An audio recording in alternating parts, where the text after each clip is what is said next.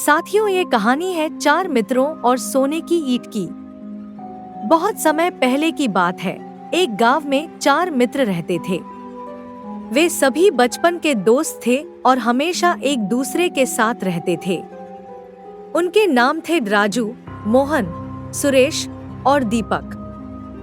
वे चारों मिलकर काम करते थे और जो भी कमाते थे उसे बराबर बांटते थे। उनकी दोस्ती की मिसाल पूरे गांव में दी जाती थी। एक दिन राजू को काम करते समय एक खेत में सोने की ईंट मिली। उसने अपने बाकी 3 दोस्तों को बुलाया और यह बात साझा की।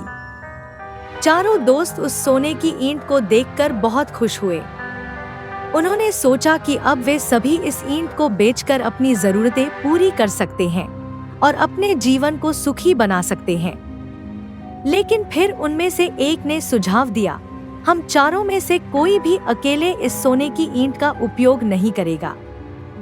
हमें इसे कहीं छुपा देना चाहिए और जब भी जरूरत हो तब हम इसका उपयोग करेंगे।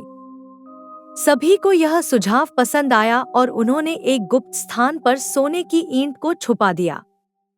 वे सभी सहमत हो गए कि जब भी किसी को इसकी जरूरत होगी तो वे चारों मिलकर निर्णय लेंगे और फिर इसका उपयोग करेंगे। कुछ समय बीत गया और उनकी दोस्ती पहले जैसी ही मजबूत रही। एक दिन दीपक को अचानक अपने परिवार में कुछ आर्थिक समस्या का सामना करना पड़ा। उसने अपने दोस्तों से मदद मांगी। तीनों मित्र सहमत हुए कि यह समय सोने की ईंट का उपयोग करने का है। वे सभी उस गुप्त स्थान पर गए जहां उन्होंने सोने की ईंट छुपाई थी, लेकिन वहां पहुंचकर उन्होंने देखा कि सोने की ईंट गायब थी। चारों हैरान और दुखी हो गए।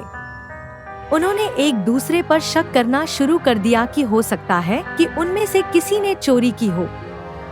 आखिरकार चारों ने यह निर्णय लिया कि वे एक दूसरे पर शक करने के बजाय गांव के बड़े बुजुर्ग के पास जाकर इस समस्या का समाधान पूछें।